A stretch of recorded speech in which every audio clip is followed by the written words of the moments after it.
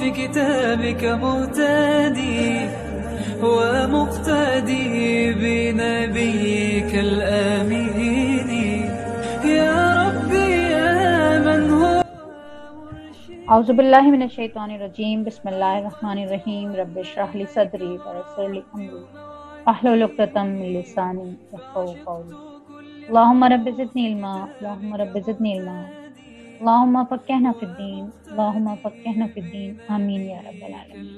الحمدللہ تیسری کلاس ہم آج شروع کرنے جا رہے ہیں۔ اللہ کا بہت شکر ہے، اور دو پچھلی کلاسز میں ہم نے جو کچھ دیکھا ہم اس کو تھوڑا سا ریپیٹ کر لیتے ہیں، پھر آگے چلتے ہیں۔ کہ پہلی ہماری کلاس جو تھی اس میں ہم نے عرب کا جائے وقوع، عرب کی قومیں دیکھیں، اور پھر اس کے بعد جو دوسری کلاس تھی ہم نے اس کے اندر عرب کی سرداریاں دیکھیں، سیاست دیکھی، اور وہاں کے عقائد تھے، دین کا جو انہوں نے حال کر دیا تھا، وہاں کی معاشی کیا حالات تھے، ان کی اخلاقی کیا حالت تھی، ہم نے اس ساری چیزوں کو دیکھا نا۔ اب اس کے بعد ہم یہاں تک پہنچ گئے کہ ہم خاندان نبوت تک پہنچ گئے تھے، اور یہ جو ہماری کلاس اسٹارٹ ہو رہی ہے یہ باب خاندان نبوت سے اسٹارٹ ہو رہا ہے۔ اس کو شروع کر لیتے ہیں، درود شریف پڑھ لیں۔ اللہم صلی علی محمد وعلی آل محمد کما صلیت علی ابراہیم وعلی آل ابراہیم انک حمید مجید۔ اللہم بارک علی محمد وعلی آل محمد کما بارکت علی ابراہیم وعلی آل ابراہیم انک حمید مجید۔ خاندان نبوت، نسب۔ نبی صلی اللہ علیہ وسلم کا سلسلہ نسب 3 حصوں پر تقسیم کیا جا سکتا ہے۔ ایک حصہ جس کی صحت پر اہل سیر اور ماہرین انساب کا اتفاق ہے، یہ عدنان تک منتہی ہوتا ہے۔ دوسرا حصہ جس میں اہل سیر کا اختلاف ہے، کسی نے توقف کیا ہے اور کوئی قائل ہے، یعنی کچھ لوگ کہتے ہیں کہ ہاں ٹھیک ہے، جو دوسرا حصہ ہے وہ بھی ٹھیک ہے، لیکن کچھ یہ کہتے ہیں کہ نہیں، اس میں کچھ تھوڑی سی تبدیلی ہے، یا یہ مکمل طور پر اس پر یقین نہیں کیا جا سکتا۔ یہ وہ سلسلہ ہے جو عدنان اور اوپر ابراہیم علیہ السلام تک منتہی ہوتا ہے۔ تیسرا حصہ جس میں یقیناً کچھ غلطیاں ہیں، اس میں ساروں کا اتفاق ہے کہ اس میں کچھ غلطیاں ہیں، یہ سلسلہ کون سا ہے؟ یہ حضرت ابراہیم علیہ السلام سے لے کر اوپر حضرت آدم علیہ السلام تک جاتا ہے۔ اس کی جانب اشارہ گزر چکا ہے، ذیل میں تینوں حصوں کی قدر تفصیل پیش کی جا رہی ہے۔ ہم پہلا حصہ دیکھ لیتے ہیں۔ پہلا حصہ کون سا ہے؟ محمد صلی اللہ علیہ وسلم بن عبداللہ بن عبد المطلب یعنی شیبہ، ان کے جو دادا کا نام تھا اصل شیبہ تھا، یہ ہم آگے پڑھیں گے۔ بن ہاشم یعنی ان کا نام عمرو تھا، بن عبد مناف مغیرہ ان کا نام تھا، بن قصی زید ان کا نام تھا، بن کلاب بن مرہ بن کعب بن لوئی بن غالب بن فہر ان کا لقب قریش تھا، اور انہی کی طرف قبیلہ قریش منسوب ہے۔ بن مالک بن نظر یعنی قیس ان کا نام تھا، بن کنانہ بن خزیمہ بن مدرکہ عامر ان کا نام تھا، بن الیاس بن مزر بن نزار بن معد بن عدنان۔ عدنان تک یہ سلسلہ جاتا ہے۔ یہ سلسلہ بہت سارے لوگوں کی رائے تھی کہ بھئی یہ سلسلہ بالکل ٹھیک ہے، اس کے اندر کوئی غلطی نہیں ہے۔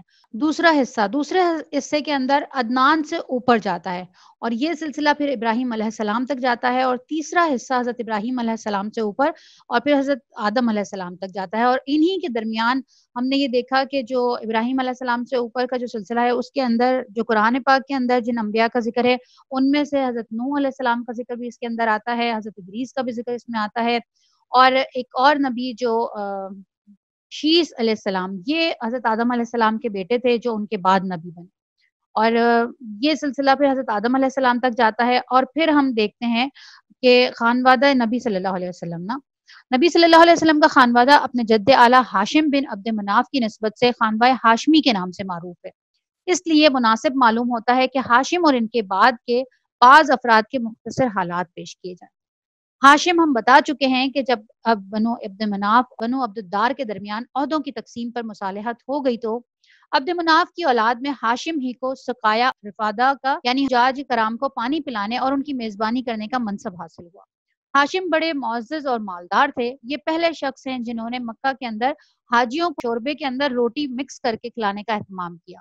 ان کا اصل نام عمرو تھا، لیکن روٹی توڑ کر شوربے میں مکس کرنے کی وجہ سے ان کو ہاشم کہا جانے لگا، کیونکہ ہاشم کے معنی توڑنے والا ہے۔ پھر یہی ہاشم وہ پہلے آدمی ہیں جنہوں نے قریش کے لیے گرمی اور جاڑے کے 2 سالانہ تجارتی سفروں کی بنیاد رکھی، اور ان کے بارے میں شاعر یہ کہتا ہے، ہم پیچھے بھی پڑھ کے گئے نا کہ جو اس طرح کے سردار ہوا کرتے تھے ان کے ہاں شعرا کو بڑا مقام حاصل تھا، اس وجہ سے کہ وہ جو اپنے بادشاہوں کے سرداروں کے بارے میں شعر کہا کرتے تھے جو بڑے معروف ہوا جاتا ہے، بہت مشہور ہو جایا کرتے تھے۔ انہی کے بارے میں یہ شعر ایک شاعر نے کہا کہ یہ عمروں ہی ہیں جنہوں نے قحط کی ماری ہوئی اپنے لاغر قوم کو مکہ میں روٹیاں توڑ کر شوربے میں بھگو بھگو کر کھلائیں اور جاڑے اور گرمی کے دونوں سفروں کی بنیاد رکھی۔ ان کا ایک اہم واقعہ یہ ہے کہ وہ تجارت کے لیے ملک شام تشریف لے گئے، راستے میں مدینہ پہنچے تو وہاں قبیلہ بنی نجار کی ایک خاتون سلمہ بنت عمرو سے شادی کر لی اور کچھ دنوں یہیں ٹھہرے رہے، پھر بیوی کو حالت حمل میں میکے ہی میں چھوڑ کر ملک شام روانہ ہو گئے اور وہاں جا کر فلسطین کے شہر غزہ میں انتقال کر گئے۔ ادھر سلمہ کے بطن سے بچہ پیدا ہوا، یہ بات ہے 497 کی بات ہے، چونکہ بچے کے سر کے بالوں میں سفیدی تھی، بچہ جب پیدا ہوا تو بالکل سفید بالوں کے ساتھ پیدا ہوا اور اسی لیے سلمہ نے اس کا نام شیبہ رکھا۔ شیبہ کہتے ہیں عربی کے اندر بوڑھے آدمی کو، یعنی سفید بال جس کے ہو جاتے ہیں اور جب وہ بوڑھا ہو جاتا ہے تو اس کو عربی میں شیبہ کہا جاتا ہے۔ تو جب یہ پیدا ہوئے اور ان کے سر کے بال سارے وائٹ تھے، بالکل سفید تھے، تو ان کی والدہ نے ان کا نام یہی رکھ دیا، شیبہ ہی رکھ دیا اور یثرب میں اپنے میکے ہی کے اندر اس کی پرورش کی۔ آگے چل کر یہی بچہ عبد المطلب کے نام سے مشہور ہوا، یعنی آپ صلی اللہ علیہ وسلم کے جو دادا تھے ان کا اصل نام شیبہ تھا اور جب وہ پیدا ہوئے تو بالکل سفید بالوں کے ساتھ پیدا ہوئے اور ان کا نام شیبہ رکھا گیا، جس کا مطلب تھا بوڑھا ہو۔ عرصے تک خاندان ہاشم کے کسی آدمی کو اس کے وجود کا علم نہ ہو سکا۔ ہاشم کے کل 4 بیٹے اور 5 بیٹیاں تھیں، جن کے نام یہ ہیں: اسد، ابو سیفی، نزلہ، عبد المطلب، شفا، خالدہ، ضعیفہ، رقیہ اور جنہ۔ عبد المطلب پچھلے صفحات سے معلوم ہو چکا کہ سقایا اور رفادہ کا منصب ہاشم کے بعد ان کے بھائی مطلب کو ملا۔ یہ بھی اپنی قوم میں بڑی خوبی اور اعزاز کے مالک تھے، ان کی بات ٹالی نہیں جاتی تھی۔ ان کی سخاوت کے سبب قریش نے ان کا لقب فیاض رکھ چھوڑا تھا۔ جب شیبہ یعنی عبد المطلب 10-12 برس کے ہو گئے تو مطلب کو ان کا علم ہوا اور وہ انہیں لینے کے لیے روانہ ہوئے۔ جب یثرب کے قریب پہنچے اور شیبہ پر نظر پڑی تو اشک بار ہو گئے، انہیں سینے سے لگایا اور اپنی سواری پر پیچھے بٹھا کر مکہ کے لیے روانہ ہو گئے، مگر شیبہ نے ماں کی اجازت کے بغیر ساتھ جانے سے انکار کر دیا، اس لیے مطلب ان کی ماں سے اجازت کے طالب ہوئے، مگر ماں نے اجازت نہ دی۔ آخر مطلب نے کہا کہ یہ اپنے والد کی حکومت اور اللہ کے حرم کی طرف جا رہے ہیں، اس پر ماں نے اجازت دے دی اور مطلب انہیں اپنے اونٹ پر بٹھا کر مکہ لے آئے۔ مکہ والوں نے دیکھا تو کہا یہ عبد المطلب ہے، یعنی مطلب کا غلام ہے۔ مطلب نے کہا نہیں نہیں، یہ میرا بھتیجا یعنی میرے بھائی ہاشم کا لڑکا ہے۔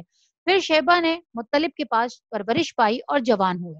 آپ کو سمجھ آ گئی کہ ان کو عبد المطلب کیوں کہا جاتا تھا؟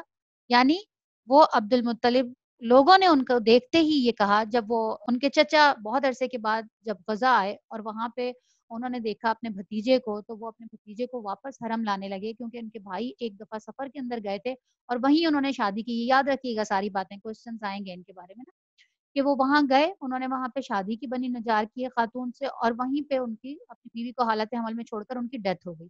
اب یہ بیوی اور بچہ ان کا پیدا ہوا، بچہ سفید بالوں کے ساتھ پیدا ہوا تھا، وہیں پہ رہے۔ ان کے بھائی کو اطلاع پہنچی کہ بھئی میرا بھتیجا وہاں پر موجود ہے، تو بھائی وہاں پہ پہنچ گیا اپنے بھتیجے کو لینے کے لیے۔ پہلے ماں نے پرمیشن نہیں دی، لیکن پھر جب انہوں نے کہا کہ یہ حرم کی اس کے لیے لے کے جا رہا ہوں میں ان کو، یہ اپنے باپ کا حرم سنبھالے گا جا کے، تو پھر ماں نے اجازت دے دی۔ اور جب لوگوں نے ان کو دیکھا مکہ کے اندر داخل ہوتے ہوئے کہ یہ کوئی ایک نیا کوئی بچہ ہے جو ہے مطلب کے ساتھ آ رہا ہے، تو لوگوں نے کیا کہا کہ یہ عبد المطلب ہے، یعنی مطلب کا غلام۔ تو انہوں نے یہ نام ڈالا تھا لوگوں نے دیکھتے ہوئے اور یہ اسی نام سے مشہور ہو گئے تھے۔ انہوں نے کہا نہیں، یہ میرا غلام نہیں ہے بلکہ یہ میرا بھتیجا ہے اور میرے بھائی ہاشم کا لڑکا ہے۔ اور پھر شیبہ نے مطلب کے پاس پرورش پائی اور جوان ہوئے۔ اس کے بعد مقام رومان یعنی یمن میں مطلب کی وفات ہو گئی اور ان کے چھوڑے ہوئے مناصب عبد المطلب کو حاصل ہوئے۔ جو ان کے چچا کے پاس سارے مناصب تھے وہ سارے کے سارے خود ہی بھتیجے کو مل گئے۔ عبد المطلب نے اپنی قوم میں اس قدر شرف اور اعزاز حاصل کیا کہ ان کے آبا و اجداد میں کوئی بھی اس مقام کو نہ پہنچ سکا تھا۔ قوم نے انہیں دل و جان سے چاہا اور ان کی بڑی عزت اور قدر کی۔ جب مطلب کی وفات ہو گئی، نوفل نے عبد المطلب کے صحن پر غاصبانہ قبضہ کر لیا۔ عبد المطلب نے قریش کے کچھ لوگوں سے اپنے چچا کے خلاف مدد چاہی، لیکن انہوں نے یہ کہہ کر معذرت کر دی کہ ہم تمہارے اور تمہارے چچا کے درمیان دخیل نہیں ہو سکتے۔ آخر عبد المطلب نے بنی نجار میں اپنے ماموں کو کچھ اشعار لکھ بھیجے جس میں ان سے مدد کی درخواست کی تھی۔ جواب میں ان کا ماموں ابو سعد بن عدی 80 سوار لے کر روانہ ہوا اور مکے کے قریب ابطحہ میں اترا۔ عبد المطلب نے وہیں ملاقات کی اور کہا ماموں جان گھر تشریف لے چلیں۔ ابو سعد نے کہا نہیں، خدا کی قسم نہیں، یہاں تک کہ میں نوفل سے نہ مل لوں۔ اس کے بعد ابو سعد آگے بڑھا اور نوفل کے سر پر آن کھڑا ہوا۔ نوفل حتیم میں مشائخ قریش کے پاس بیٹھا تھا۔ ابو سعد نے تلوار بے نیام کرتے ہوئے کہا، اس گھر کے رب کی قسم، اگر تم نے میرے بھتیجے کی زمین واپس نہ کی تو یہ تلوار تمہارے اندر پیوست کر دوں گا۔ نوفل نے کہا، اچھا لو میں نے واپس کر دی۔ اس پر ابو سعد نے مشائخ قریش کو گواہ بنایا، پھر عبد المطلب کے گھر گیا اور 3 روز مقیم رہ کر عمرہ کرنے کے بعد مدینہ واپس چلا گیا۔ اس واقعے کے بعد نوفل نے بنی ہاشم کے خلاف بنی عبد شمس سے باہمی تعاون کا عہد و پیمان کیا۔ ادھر بنو خزاعہ نے دیکھا کہ بنو نجار نے عبد المطلب کی اس طرح مدد کی ہے تو کہنے لگے کہ عبد المطلب جس طرح تمہاری اولاد ہے ہماری بھی اولاد ہے، لہٰذا ہم پر اس کی مدد کا حق زیادہ ہے۔ اس کی وجہ یہ تھی کہ عبد مناف کی ماں قبیلہ خزاعہ سے ہی تعلق رکھتی تھی، چنانچہ بنو خزاعہ نے دار الندوہ میں جا کر بنو عبد الشمس اور بنو نوفل کے خلاف بنو ہاشم سے تعاون کا عہد و پیمان کیا۔ یہی پیمان تھا جو آگے چل کر اسلامی دور میں فتح مکہ کا سبب بنا۔ تفصیل اپنی جگہ آگے آ رہی ہے۔ بیت اللہ کے تعلق سے عبد المطلب کے ساتھ 2 اہم واقعات پیش آئے، ایک چاہ زمزم کا کھدائی کا واقعہ اور دوسرا فیل کا واقعہ۔ چاہ زمزم کی کھدائی یہ ہم بتا چکے ہیں کہ یہ کنواں بند ہو چکا تھا، آپ کو بھی اچھی طرح یاد ہوگا پیچھے کون بند کر کے گیا تھا اس کنویں کو اور یہ کب بند ہوا تھا یہ بھی آپ کو یاد ہوگا۔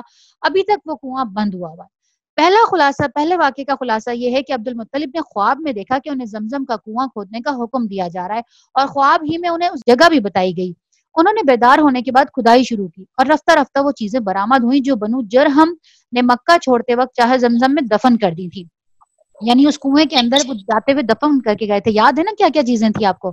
یعنی تلواریں، زرہیں اور سونے کے 2 ہرن۔ عبد المطلب نے تلواروں سے کعبہ کا دروازہ ڈھالا، سونے کے 2 ہرن بھی دروازے ہی میں فٹ کیے اور حاجیوں کو زمزم پلانے کا بندوبست کیا۔ پانی جو نکالا وہ حضرت عبد المطلب نے اپنے ہاتھوں سے وہ کنواں کھودا اور زمزم کا پانی دوبارہ سے نکل پڑا۔ کھدائی کے دوران یہ واقعہ بھی پیش آیا کہ جب زمزم کا کنواں نمودار ہو گیا تو قریش نے عبد المطلب سے جھگڑا شروع کر دیا اور مطالبہ کیا کہ ہمیں بھی کھدائی میں شامل کر لو۔ عبد المطلب نے کہا، میں ایسا نہیں کر سکتا، میں اس کام کے لیے مخصوص کیا گیا ہوں۔ لیکن قریش کے لوگ باز نہ آئے، یہاں تک کہ فیصلے کے لیے بنو سعد کی ایک کاہنہ عورت کے پاس جانا طے ہوا اور لوگ مکہ سے بھی روانہ ہو گئے، لیکن راستے میں اللہ تعالیٰ نے انہیں ایسی علامات دکھائیں کہ وہ سمجھ گئے کہ زمزم کا کام قدرت کی طرف سے عبد المطلب کے ساتھ مخصوص ہے، اس لیے راستے ہی سے پلٹ آئے۔ یہ موقع تھا جب عبد المطلب نے نظر مانی کہ اگر اللہ نے انہیں 10 بیٹے دیے تو وہ سب کے سب اس عمر کو پہنچیں کہ ان کا بچاؤ کر سکیں، تو ایک بیٹے کو وہ کعبے کے پاس قربان کر دیں۔ یہ انہوں نے منت مانی تھی کہ اگر اللہ تعالیٰ نے مجھے 10 بیٹے دیے اور وہ سارے اس عمر کو آ جائیں، یعنی جوان ہو جائیں، وہ سارے میرا دفاع کر سکیں، تو پھر میں ایک بیٹے کو کعبہ کے پاس قربان کروں گا۔ اب یہ دیکھیے گا کہ یہ قربانی کا کس کے نام آئے گا۔ اور پھر یہ ایک واقعہ ہوا کہ لوگوں کو احساس ہو گیا کہ نہیں، یہ تو واقعی انہی کے ساتھ مخصوص ہوا ہے اور یہی کھودیں گے تو زمزم کا کنواں کھدائی دے گا، ورنہ نہیں ہوگا، تو لوگوں نے چھوڑ دیا۔ اور دوسرا واقعہ کیا ہوا کہ ابرہہ صبا حبشی نے، جو نجاشی بادشاہ حبش کی طرف سے یمن کا گورنر جنرل تھا، جب دیکھا کہ اہل عرب خانہ کعبہ کا حج کرتے ہیں تو صنعاء میں ایک بڑا کلیسا تعمیر کیا اور چاہا کہ عرب کا حج اسی کی طرف پھیر دے، مگر جب اس کی خبر بنو کنانہ کے ایک آدمی کو ہوئی تو اس نے رات کے وقت کلیسا کے اندر گھس کر اس کے قبلے پر پخانہ پوت دیا، اس نے غلاظت جو ہے وہ اس کے قبلے کے اوپر لپیٹ دی۔ ابرہہ کو پتہ چلا تو سخت برہم ہوا اور 60,000 کا ایک لشکر جرار لے کر کعبہ کو ڈھانے کے لیے نکل کھڑا ہوا۔ اس نے اپنے لیے ایک زبردست ہاتھی بھی منتخب کیا۔ لشکر میں کل 9 یا 13 ہاتھی تھے۔ ابرہہ یمن کی یلغار کرتا ہوا مخمس پہنچا اور وہاں اپنے لشکر کو ترتیب دے کر ہاتھی کو تیار کر کے مکہ میں داخلے کے لیے چل پڑا۔ جب مزدلفہ اور منی کے درمیان وادی محصر میں پہنچا تو ہاتھی بیٹھ گیا اور کعبے کی طرف بڑھنے کے لیے کسی طرح نہ اٹھا۔ اس کا رخ شمال، جنوب یا مشرق کی طرف کیا جاتا تو اٹھ کر دوڑنے لگتا، لیکن کعبہ کی طرف کیا جاتا تو بیٹھ جاتا۔ اسی طرح اللہ نے چڑیوں کا ایک جھنڈ بھیج دیا، ابابیل، جس کو اللہ نے کہا نا سورہ فیل جو آئی ہے جس کے اندر اللہ تعالیٰ نے کہا کہ ہم نے ابابیل بھیجی، وہ چھوٹی چھوٹی سی چڑیا، جھنڈ کے جھنڈ بھیجے اللہ نے، اور جس نے لشکر پر ٹھیکری جیسے پتھر گرائے اور اللہ نے اسی سے انہیں کھائے ہوئے بھس کی طرح بنا دیا۔ اور یہ چڑیا ابابیل اور قمری جیسی تھیں۔ ہر چڑیا کے پاس 3 کنکریاں تھیں، ایک چونچ میں اور 2 پنجوں میں۔ کنکریاں چنے کی جیسی تھیں، مگر جس کو لگ جاتی اس کے اعضاء کٹنے شروع ہو جاتے اور وہ مر جاتا۔ یہ کنکریاں ہر آدمی کو نہیں لگتی تھی، لیکن لشکر میں ایسی بھگدڑ مچی کہ ہر شخص دوسرے کو رونتا کچلتا، گرتا پڑتا بھاگ رہا تھا۔ پھر بھاگنے والے ہر راہ پر گر رہے تھے اور ہر چشمے پر مر رہے تھے۔ ادھر ابرہہ پر اللہ نے ایسی آفت بھیجی کہ اس کی انگلیوں کے پور جھڑ گئے، سنا پہنچتے پہنچتے چوزے جیسا ہو گیا اور پھر اس کا سینہ پھٹ گیا، دل باہر نکل کر آ گیا اور وہ مر گیا۔ ابرہہ کے اس حملے کے موقع پر مکہ کے باشندے جان کے خوف سے گھاٹیوں میں بکھر گئے تھے اور پہاڑ کی چوٹیوں میں جا چھپے تھے۔ جب لشکر پر عذاب نازل ہوا تو اطمینان سے وہ اپنے گھروں کو پلٹ آئے۔ یہ واقعہ بیشتر اہل سیر کے بقول نبی صلی اللہ علیہ وسلم کی پیدائش سے صرف 50 یا 55 دن پہلے ماہ محرم میں پیش آیا تھا، لہٰذا یہ 571 عیسوی فروری کے آخر یا مارچ کے اوائل کا واقعہ ہے۔ یہ در حقیقت ایک تمہیدی نشانی تھی جو اللہ نے اپنے نبی اور اپنے کعبہ کے لیے ظاہر فرمائی تھی، کیونکہ آپ بیت المقدس کو دیکھیے کہ اپنے دور میں اہل اسلام کا قبلہ تھا اور وہاں کے باشندے مسلمان تھے، اس کے باوجود اس پر اللہ کے دشمن یعنی مشرکین کا تسلط ہو گیا تھا، جیسا کہ بخت نصر کے حملے میں اور اہل روما کے قبضے میں 70 عیسوی سے ظاہر ہے۔ لیکن اس کے برخلاف کعبہ پر عیسائیوں کو تسلط حاصل نہیں ہو سکا، حالانکہ اس وقت یہی مسلمان تھے اور کعبہ کے باشندے مشرک تھے۔ بات سمجھ آئی آپ کو کہ اس سے پہلے ہم پیچھے پڑھ کے گئے کہ ہیکل سلیمانی 2 دفعہ تباہ کیا روم۔ اس وقت تو جو دنیا کے اندر مسلمان تھے وہ صرف کرسچن تھے نا، کرسچن تو انہوں نے اپنے آپ کو کہنا شروع کر دیا نا۔ اصل میں جو مسلمان جو امت بچی تھی کسی نبی کی، وہ عیسائیوں کی تھی نا، حضرت عیسیٰ کی تھی، کیونکہ اللہ کے نبی صلی اللہ علیہ وسلم سے پہلے جو نبی تھے وہ حضرت عیسیٰ تھے۔ تو ان کے بعد سے لے کر آپ صلی اللہ علیہ وسلم تک درمیان میں تو کوئی بھی نبی نہیں آیا۔ تو لیکن کیا سمجھا رہا ہے کہ کعبہ کے اوپر جیسے ہی اس نے ابراہ نے حملے کی کوشش کی، اللہ نے اپنا وہ گھر بچا لیا۔ اس کی بنسبت بیت المقدس کے اوپر کئی بار قبضہ ہو چکا، ہم پیچھے پڑھ چکے کہ اس کو ہیکل سلیمانی کو بھی ڈھا چکے تھے اور رومی جو ہے اس کو سارے قبضہ کر چکے تھے۔ لیکن جب یہاں پہ قبضہ کرنے کی بات آتی تھی تو اللہ تعالیٰ نے انسانوں سے نہیں، ابابیلوں سے اس لشکر کو ختم کروایا۔ پتہ کیا چلتا تھا کہ اس کعبے کی اللہ تعالیٰ نے خود حفاظت فرمائی۔ پھر یہ واقعہ ایسے حالت میں پیش آیا کہ اس کی خبر اس وقت کے متمدن دنیا کے پیشتر علاقوں یعنی روم اور فارس میں آنن فانن پہنچ گئی، کیونکہ حبشہ کا رومیوں سے بڑا گہرا تعلق تھا اور دوسری طرف فارسیوں کی نظر رومیوں پر برابر رہتی تھی اور وہ رومیوں اور ان کے حلیفوں کے ساتھ پیش آنے والے واقعات کا برابر جائزہ لیتے رہتے تھے۔ یہی وجہ ہے کہ اس واقعے کے بعد اہل فارس نے نہایت تیزی سے یمن پر قبضہ کر لیا۔ اب چونکہ یہی 2 حکومتیں اس وقت متمدن دنیا کے اہم حصے کی نمائندہ تھیں، اس لیے اس واقعے کی وجہ سے دنیا کی نگاہیں خانہ کعبہ کی طرف متوجہ ہو گئیں اور انہیں بیت اللہ کے شرف و عظمت کا ایک کھلا ہوا خدائی نشان دکھلائی پڑ گیا، یعنی انہیں صاف نظر آ گیا کہ بیت اللہ کو اللہ نے بچایا ہے۔ آسمان سے جو چھوٹی چھوٹی سی ابابیلوں کے ذریعے اللہ تعالیٰ نے ابرہہ کی اتنی بڑی ہاتھیوں والی فوج کو تباہ و برباد کر دیا، تو سب کے اوپر یہ کھل گیا کہ بیت اللہ کی عظمت کیا ہے، اور یہ بات دلوں میں اچھی طرح بیٹھ گئی کہ اس گھر کو اللہ نے منتخب کر لیا ہے، لہٰذا آئندہ یہاں کی آبادی سے کسی انسان کا دعوی نبوت کے ساتھ اٹھنا اس واقعے کے تقاضے کے عین مطابق ہوگا اور اس خدائی حکمت کی تفسیر ہوگا جو عالم اسباب سے بالا تر طریقے پر اہل ایمان کے خلاف مشرکین کی مدد میں پوشیدہ تھی۔ بات سمجھ آئی آپ کو کہ آئندہ جب یہاں سے کوئی نبی اٹھے گا تو اس کا مطلب یہ ہے کہ وہ سچا نبی ہوگا، اللہ نے اس جگہ کی خود حفاظت فرمائی اور اس پر کسی کو قابض نہیں ہونے دیا۔ عبد المطلب کے کل 10 بیٹے تھے، ان کی وہ منت جو ہے وہ پوری ہونے کا ٹائم آ رہا ہے۔ ان کے ہاں 10 بیٹے ہو گئے اور جن کے نام یہ ہیں: حارث، زبیر، ابو طالب، عبداللہ، حمزہ، ابو لہب، غیداق، مخوم، صفار اور عباس۔ بعض نے کہا ہے کہ 11 تھے اور ایک کا نام قسم تھا، بعض اور لوگوں نے کہا ہے کہ 13 تھے، ایک کا نام عبد القعبہ اور ایک کا نام حجل تھا، لیکن 10 کے قائلین کہتے ہیں کہ مقوم ہی کا نام دوسرا نام عبد القعبہ اور غیداق کا دوسرا نام حجل تھا، اور قسم کا نام اس عبد المطلب کی اولاد میں نہیں تھا، اس نام کا کوئی شخص۔ تو 10 کے اوپر تو سب متفق ہیں کہ 10 بیٹے ہو گئے تھے۔ عبد المطلب کی بیٹیاں 6 تھیں جن کے نام ام الحکیم، ان کا نام بیضہ ہے، برہ، عاتقہ، صفیہ، اروا اور امیمہ۔ عبداللہ، اب یہ عبداللہ کون تھے؟ رسول اللہ صلی اللہ علیہ وسلم کے والد محترم۔ ان کی والدہ کا نام فاطمہ تھا اور وہ عمرو بن عاص بن عمران بن مخزوم بن قیظہ بن مرہ کی صاحبزادی تھیں۔ عبد المطلب کی اولاد میں عبداللہ سب سے زیادہ خوبصورت، پاک دامن اور چہیتے تھے اور ذبیحہ کہلاتے تھے۔ ذبیحہ کہلانے کی وجہ یہ تھی کہ جب عبد المطلب کے لڑکوں کی تعداد پوری 10 ہو گئی اور وہ بچاؤ کرنے کے لائق ہو گئے، یعنی جوان ہو گئے، بڑے ہو گئے، تو عبد المطلب نے انہیں اپنی نظر سے آگاہ کیا۔ سب نے بات مان لی، یعنی تو آپ نے کہا کہ بھئی میں نے تو منت مانی تھی کہ جب 10 میرے بیٹے ہو جائیں گے اور سبھی جوان ہو جائیں گے تو میں کسی ایک کو کعبہ کے پاس قربان کروں گا، تو سب نے بات مان لی۔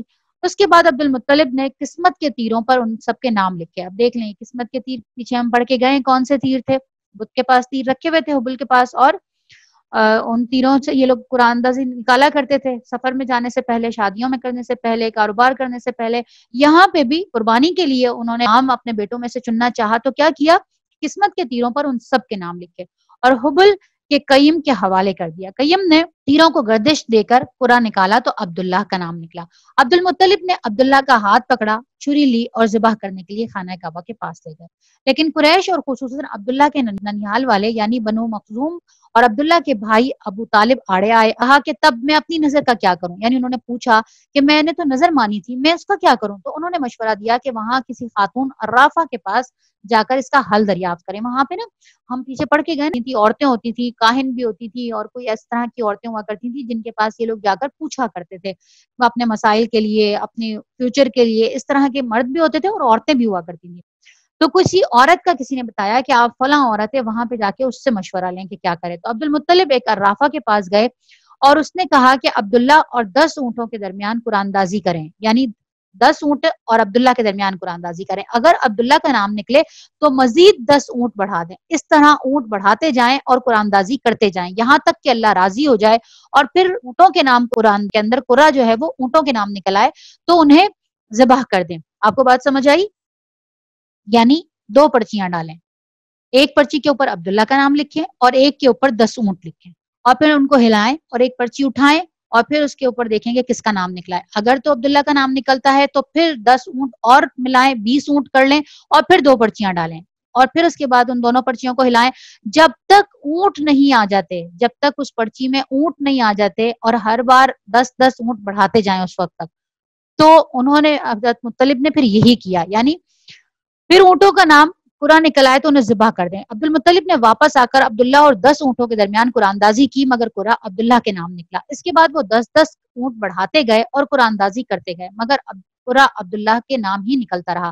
جب 100 اونٹ پورے ہو گئے تو قرآن اونٹوں کے نام نکلا، یعنی 10 بار قرآن اندازی کی انہوں نے اور 9 بار عبداللہ کے نام نکلا اور پھر ایک بار جب 100 اونٹ پورے ہو گئے تو اس وقت قرآن جو ہے وہ اونٹوں کے نام نکلا.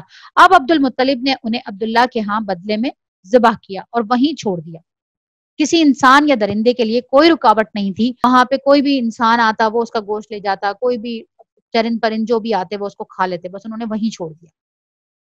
اس واقعے سے پہلے قریش اور عرب میں خون بہا دیت کی مقدار 10 اونٹ تھی مگر اس واقعے کے بعد 100 اونٹ کر دی گئی. یعنی ان کو یہ احساس ہوا ان لوگوں کو کہ بھائی 10 اونٹ سے اللہ راضی نہیں ہوتا، اللہ تو 100 اونٹ کے اوپر راضی ہوتا ہے. تو انہوں نے اس کے بعد سے کیا کیا کہ آج کے بعد اگر کوئی کسی کو قتل کرے گا تو دیت اس کے بدلے جو دے گا وہ 100 اونٹ ہوگی. اسلام نے بھی اس مقدار کو برقرار رکھا، یعنی اسلام آنے کے بعد بھی 100 اونٹ ہی اس کی دیت رکھا. نبی صلی اللہ علیہ وسلم سے آپ کا یہ ارشاد مروی ہے کہ میں 2 ذبیح کی اولاد ہوں، ایک حضرت اسماعیل علیہ السلام اور دوسرے آپ کے والد عبداللہ. یعنی یہ دونوں وہ ہیں جن ایک کے والد نے تو منت مانی تھی اور ایک کے والد کو اللہ تعالیٰ نے حکم دیا تھا، خواب دکھایا تھا اور دونوں کے لیے پھر فدیہ دے کے ایک کو اللہ نے چھڑوایا اور ایک کے باپ نے خود نے فدیے میں دے کر 100 اونٹ چھڑوائے. دو ذبیح کی اولاد ہوں، اللہ کے رسول صلی اللہ علیہ وسلم کہا کرتے تھے.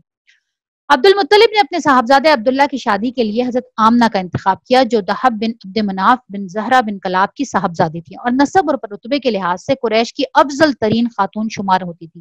ان کے والد نسب اور شرف دونوں حیثیت سے بنو زہرہ کے سردار تھے. وہ مکہ ہی میں رخصت ہو کر حضرت عبداللہ کے پاس آئیں مگر تھوڑے عرصے بعد ہی عبداللہ کو عبد المطلب نے کھجور لانے کے لیے مدینہ بھیجا اور وہ وہیں انتقال کر گئے. بعض اہل سیر کہتے ہیں کہ وہ تجارت کے لیے ملک شام تشریف لے گئے تھے. قریش کے ایک قافلے کے ہمراہ واپس آتے ہوئے بیمار ہو کر مدینہ اترے اور وہیں انتقال کر گئے. ان کی تدفین جو ہے وہ نابغہ جادی کے مکان میں ہوئی. اس وقت ان کی عمر 25 برس تھی. اکثر مورخین کے بقول ابھی رسول اللہ صلی اللہ علیہ وسلم پیدا نہیں ہوئے تھے. بعض یہ کہتے ہیں کہ آپ کی پیدائش ان کی وفات سے 2 مہینے پہلے ہو چکی تھی. جب ان کی وفات کی خبر مکہ پہنچی تو حضرت آمنہ نے نہایت درد انگیز انداز میں جو مرثیہ کہا وہ یہ ہے: بطحہ کی آغوش ہاشم کے صاحبزادے سے خالی ہو گئی، وہ بانگ و خروش کے درمیان ایک لحد میں آسودہ خواب ہو گیا. اسے موت نے ایک پکار لگائی اور اس نے لبیک کہہ دیا. اب موت نے لوگوں میں ابن ہاشم جیسا کوئی انسان نہیں چھوڑا. کتنی حسرت ناک تھی وہ شام جب لوگ انہیں تخت پر اٹھائے لے جا رہے تھے. اگر موت اور موت کے حوادث نے ان کا وجود ختم کر دیا ہے تو ان کے کردار کے نقوش نہیں مٹائے جا سکتے۔ وہ بڑے دانا اور رحم دل تھے۔ یعنی یہ دیکھیں ان کی بیوی نے ان کے لیے یہ اشعار کہے۔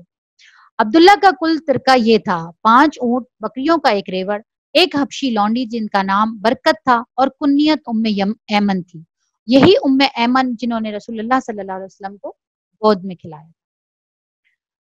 یہ ہو گئی اللہ کے رسول صلی اللہ علیہ وسلم کے، ہم نے خانوادہ دیکھ لیا، خاندان دیکھ لیا، دادا دیکھ لیا، ہم نے ان کی والدہ دیکھ لی، ان کے والد دیکھ لیا۔ اب آپ صلی اللہ علیہ وسلم کی پیدائش، ولادت بسعادت رسول اللہ صلی اللہ علیہ وسلم اور ان کی حیات طیبہ کے 40 سال۔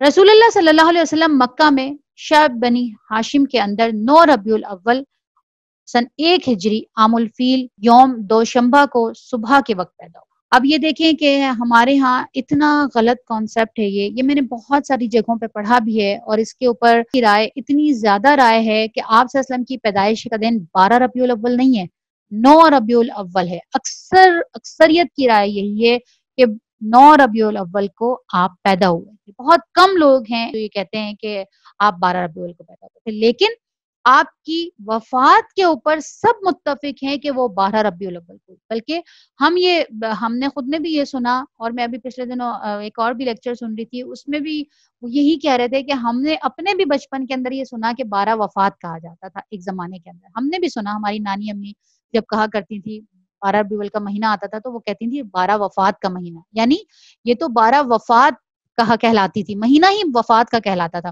جبکہ 12 وفات کو ہوا کیا تھا کہ جب اللہ کے رسول صلی اللہ علیہ وسلم کا انتقال ہوا 12 ربیع الاول کو، تو یہودیوں نے جشن منایا، اور اس جشن کو بہت عرصے تک تو نہیں فالو کیا گیا، لیکن اسی کو بعد میں نکال کے، اور اب ہمارے ہاں دیکھ لیں کہ جلسے جلوس منائے جاتے ہیں، 9 تو کسی کو یاد بھی نہیں ہے۔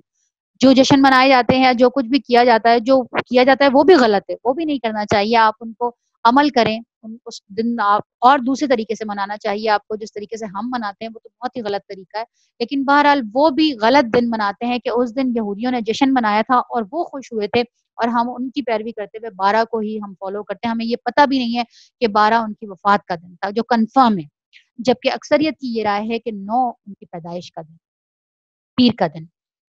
اور اس وقت نوشیروان کی تخت نشینی کا 40واں سال تھا، اور 20 یا 22 اپریل 571 عیسوی کی تاریخ تھی۔ علامہ محمد سلمان منصور پوری اور محمود پاشا فلکی کی تحقیق یہی ہے۔ ابن سعد کی روایت ہے کہ رسول اللہ صلی اللہ علیہ وسلم کی والدہ نے فرمایا، جب آپ صلی اللہ علیہ وسلم کی ولادت ہوئی تو میرے جسم سے ایک نور نکلا جس سے ملک شام کے محل روشن ہو گئے۔ امام احمد نے حضرت ارباز بن ساریہ سے بھی تقریباً اسی مضمون کی ایک روایت نقل کی، اور بعض روایتوں میں بتایا گیا ہے کہ ولادت کے وقت بعض واقعات نبوت کے پیش خیمے کے طور پر ظہور پذیر ہوئے، یعنی ایوان کسرا کے 14 کنگورے گر گئے۔ آپ کو ہم پیچھے پڑھ کے گئے نا کہ کیسر و کسرا یہ ان کے بہت بڑے محل تھے، اور یہ بہت طاقتور تھے۔ یہ ان کے جو محل کے اندر جو کنگورے لٹکے ہوئے تھے اور وہ بڑے اس کے عظمت کے باعث سمجھے جاتے تھے، وہ 14 کنگورے گر گئے۔ مجوسیوں کا آتش کدہ ٹھنڈا ہو گیا، بحرہ سادہ خشک ہو گیا اور اس کے گرجے منہدم ہو گئے۔ یہ بہقی کی روایت ہے، لیکن محمد غزالی نے اس کو درست تسلیم نہیں کیا، اس میں بھی کچھ اختلاف ہے، لیکن اکثریت کی رائے یہ ہے کہ ایسا ہوا تھا۔ ولادت کے بعد آپ کی والدہ نے عبد المطلب کے پاس پوتے کی خوشخبری بھجوائی۔ وہ شاداں و فرحاں تشریف لائے اور آپ صلی اللہ علیہ وسلم کو خانہ کعبہ کے اندر لے جا کر اللہ تعالیٰ سے دعا کی اور اس کا شکر ادا کیا، اور آپ کا نام محمد صلی اللہ علیہ وسلم تجویز کیا۔ یہ نام عرب میں معروف نہ تھا، پھر عرب کے دستور کے مطابق 7ویں دن ختنہ کیا۔ آپ کو آپ کی والدہ کے بعد سب سے پہلے ابو لہب کی لونڈی صوبیہ نے دودھ پلایا تھا۔ اس وقت اس کی گود میں جو بچہ تھا اس کا نام مسروف تھا۔ صوبیہ رضی اللہ تعالیٰ عنہ نے آپ صلی اللہ علیہ وسلم سے پہلے حضرت حمزہ بن عبد المطلب کو اور آپ صلی اللہ علیہ وسلم کے بعد ابو سلمہ بن عبد الاسد مخزومی کو بھی دودھ پلایا تھا۔ بنی سعد کے اندر عرب کے شہری باشندوں کا دستور تھا کہ وہ اپنے بچوں کو شہری امراض سے دور رکھنے کے لیے دودھ پلانے والی بدوی عورتوں کے حوالے کر دیا کرتے تھے، تاکہ ان کے جسم طاقتور اور اعصاب مضبوط ہوں اور اپنے گہوارے ہی سے خالص اور ٹھوس عربی زبان سیکھ لیں۔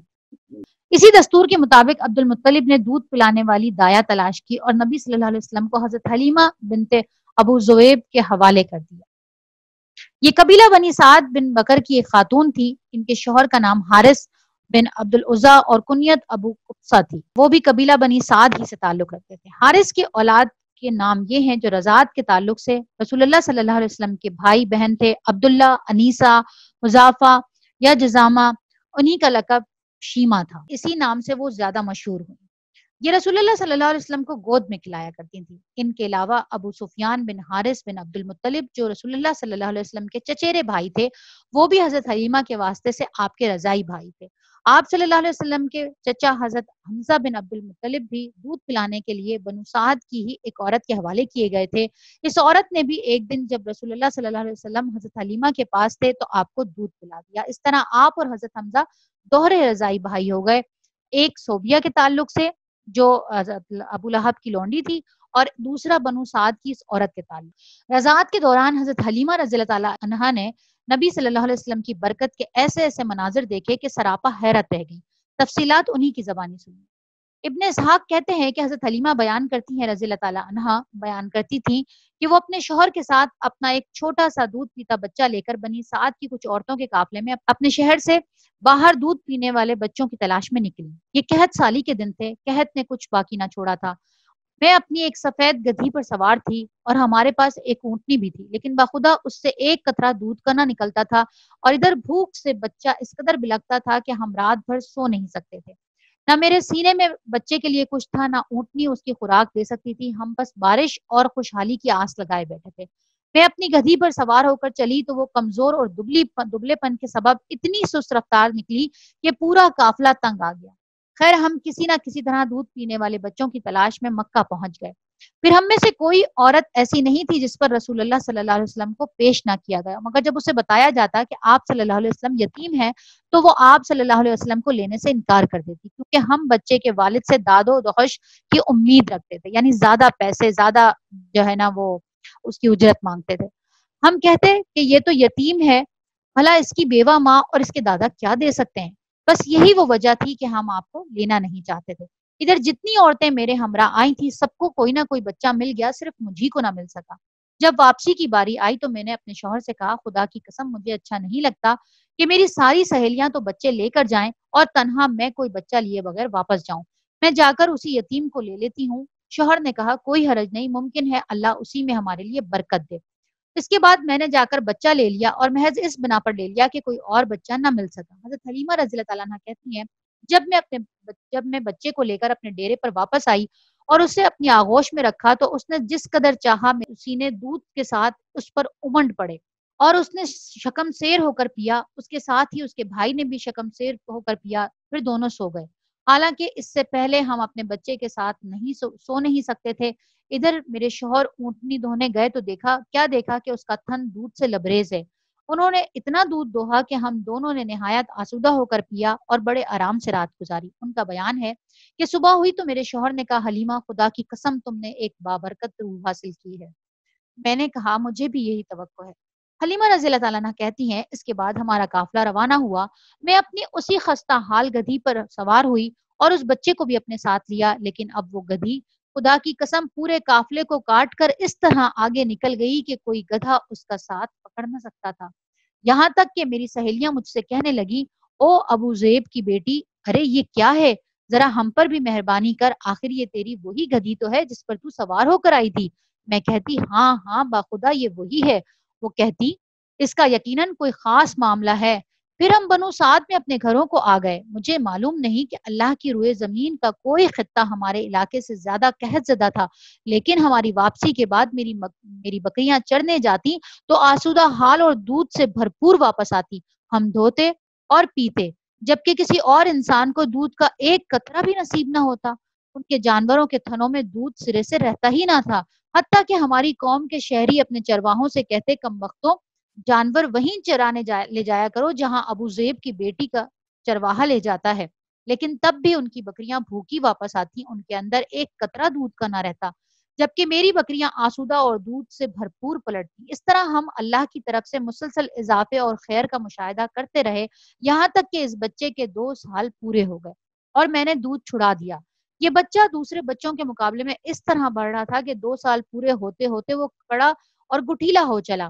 اس کے بعد ہم اس بچے کو اس کی والدہ کے پاس لے گئے، لیکن ہم اس کی جو برکت دیکھتے آئے تھے، اس کی وجہ سے ہماری انتہائی خواہش یہی تھی کہ وہ ہمارے پاس ہی رہے۔ چنانچہ ہم نے اس کی ماں سے گفتگو کی، میں نے کہا کیوں نہ آپ اپنے بچے کو میرے ہی پاس رہنے دیں کہ ذرا اور مضبوط ہو جائے، کیونکہ مجھے اس کے متعلق مکہ کی وبا کا خطرہ ہے۔ غرض ہمارے مسلسل اصرار پر انہوں نے بچہ ہمیں واپس دے دیا۔ واقع شق صدر، یہ بھی ایک واقعہ ہوا تھا نا، سینہ چیرنے والا جو واقعہ تھا، یہ کیا واقعہ تھا اب دیکھیں۔ اس طرح رسول اللہ صلی اللہ علیہ وسلم کی مدت رضاعت ختم ہونے کے بعد بھی بنو سعد ہی میں رہے، یہاں تک کہ ولادت کے چوتھے یا پانچویں سال شق صدر سینہ مبارک چاک کیے جانے کا واقعہ پیش آیا۔ اس کی تفصیل حضرت انس رضی اللہ تعالیٰ عنہ سے صحیح مسلم میں مروی ہے کہ رسول اللہ صلی اللہ علیہ وسلم کے پاس حضرت جبریل علیہ السلام تشریف لائے، آپ بچوں کے ساتھ کھیل رہے تھے، حضرت جبریل نے آپ کو پکڑ کر لٹایا اور سینہ چاک کر کے دل نکال لیا، پھر دل سے ایک لوتھڑا نکال کر فرمایا یہ تم سے شیطان کا حصہ ہے، پھر دل کو ایک تشت میں زمزم کے پانی سے دھویا اور پھر اسے جوڑ کر اس کی جگہ لوٹا دیا۔ ادھر بچے دوڑ کر آپ صلی اللہ علیہ وسلم کی ماں یعنی دایا کے حلیمہ کے پاس پہنچے اور کہنے لگے محمد قتل کر دیا گیا۔ ان کے گھر کے لوگ جھٹپٹ پہنچے، دیکھا تو آپ کا رنگ اترا ہوا تھا، اور پھر اس کے بعد ماں کی آغوش محبت میں واپس کیسے آئے؟ اس واقعے کے بعد حلیمہ رضی اللہ تعالیٰ عنہ کو خطرہ محسوس ہوا اور انہوں نے آپ کو آپ کی ماں کے حوالے کر دیا، چنانچہ آپ 6 سال کی عمر تک والدہ ہی کی آغوش محبت میں رہے۔ یعنی یہ وہ واقعہ ہوا تھا، اور طائف کے اندر بنو طائف سے بھی آگے کا یہ بنو سعد کا جو علاقہ بنتا ہے، یہاں پہ ہم لوگ ہو کر آئے ہیں، واللہ عالم کہ وہ وہی جگہ ہے، لیکن کہتے یہی ہے کہ یہ وہی جگہ ہے۔ کچھ جگہیں بنی ہوئی تھی، کچھ کمرے بنے ہوئے تھے جن کے بارے میں کہہ رہے تھے لوگ وہاں کے کہ یہ حضرت حلیمہ کا کمرہ ہے اور یہ اللہ کے رسول صلی اللہ علیہ وسلم کا کمرہ ہے، اور وہ جگہ بھی جو ہے وہ دکھائی، وہ درخت بھی دکھایا کہ جہاں پہ حضرت جبریل علیہ السلام کے بارے میں کہا جاتا ہے، وہ میدان بھی انہوں نے باڑ لگا کے تارے مارے لگا کے بند کیا ہوا ہے، لیکن کہتے ہیں کہ یہ وہ میدان تھا کہ جس کو جہاں پہ حضرت جبریل علیہ السلام نے آپ کو لٹا کے آپ کا سینہ چاک کیا تھا، واللہ عالم۔ لیکن یہ وہ واقعہ ہوا تھا، اور یہ 2 مرتبہ اللہ کے رسول صلی اللہ علیہ وسلم کا سینہ چاک ہوا، 2 مرتبہ آب زمزم سے دھویا گیا آپ کے دل کو۔ آپ کو یاد ہوگا کہ ایک مرتبہ تو یہ واقعہ بچپن کے اندر، اور ایک مرتبہ جس دن آپ کو معراج پہ لے کے جایا گیا تھا، اس دن آپ صلی اللہ علیہ وسلم کو ام ہانی کے گھر سے اٹھا کے حضرت جبریل علیہ السلام کعبہ نے لے گیا اور وہاں پہ لے جا کے آپ کا سینہ چاک کیا، دل نکالا اور اسے زمزم سے دھویا اور واپس رکھا، اور پھر آپ کا سینہ بالکل ٹھیک ہو گیا دوبارہ، اور پھر آپ کے ساتھ مسجد اقصی روانہ ہو گئے۔ 2 مرتبہ آپ کا سینہ چاک ہوا۔ تو یہ وہ واقعہ تھا جس کے بعد حضرت حلیمہ ڈر گئیں اور واپس انہوں نے ان کی والدہ کے پاس ان کو چھوڑ دیا۔ ادھر حضرت آمنہ کا ارادہ ہوا کہ اپنے متوفی شوہر کی یاد وفا میں یثرب جا کر ان کی قبر کی زیارت کریں، یعنی انہوں نے کہا کہ میں اپنے شوہر کی قبر پہ ہو کر آؤں مدینہ۔ اس نیت سے وہ نکل پڑی، اور چنانچہ وہ اپنے یتیم بچے محمد صلی اللہ علیہ وسلم اور اپنی خادمہ ام ایمن اور اپنے سرپرست عبد المطلب کی میت میں کوئی 500 کلومیٹر کی مسافت طے کر کے مدینہ تشریف لے گئی، اور وہاں 1 ماہ تک قیام کر کے واپس ہوئی، لیکن ابھی ابتدائے راہ میں ہی تھی کہ بیماری نے انہیں آ، پھر یہ بیماری شدت اختیار کرتی گئی، اور یہاں تک کہ مکہ اور مدینہ کے درمیان مقام ابوا میں پہنچ کر رحلت کر گئی۔ اب یہ دادا کے سایہ شفقت میں آ گئے۔ بوڑھے عبد المطلب اپنے پوتے کو لے کر مکہ پہنچے، ان کا دل اپنے یتیم پوتے کی محبت اور شفقت کے جذبات سے تپ رہا تھا، کیونکہ اب اسے ایک نیا چرکا لگا تھا جس نے پرانے زخم کریت دیے تھے۔ ابھی تو باپ نہیں تھا، ابھی ماں بھی چلی گئی، تو اب دادا کے لیے وہ پوتا اتنا زیادہ پیارا ہو گیا اور اتنا زیادہ ان کا دل زخمی تھا ان ساری تکالیف کی وجہ سے۔ عبد المطلب کے جذبات میں پوتے کے لیے ایسی رقت تھی کہ ان کی اپنی سلبی اولاد میں سے بھی کسی کے لیے ایسی رقت نہ تھی، یعنی اتنی شدت سے محبت کرتے تھے کہ اپنی سگی اولاد جو ان کے بیٹے تھے ان میں سے بھی کسی کے لیے ایسی شدت نہیں تھی، ان کی محبت میں ایسی رقت نہیں تھی۔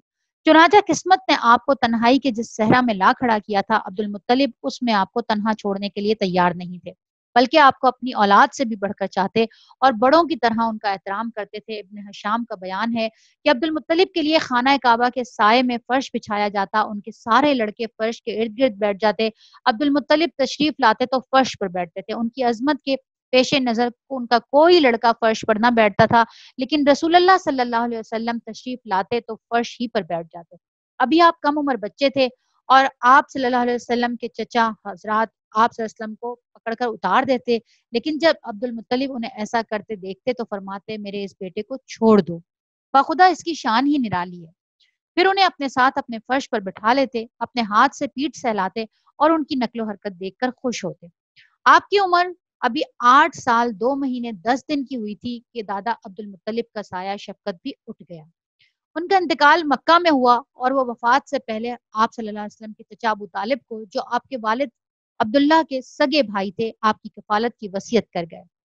اب دیکھیں، اللہ کے رسول صلی اللہ علیہ وسلم کی پیدائش سے لے کر ابھی بچپن ہی ہے، ابھی تو 10 سال کی عمر ہے، ابھی تو بچپن ہی ہے، 3 زخم لگ چکے، پہلے باپ، پھر ماں، اور پھر اس کے بعد دادا کے جس نے اپنی کل کائنات ہی ان کو بنا لیا تھا، اب وہ بھی چلے گئے اور اب آپ اپنے چچا کی کفالت میں آ گئے۔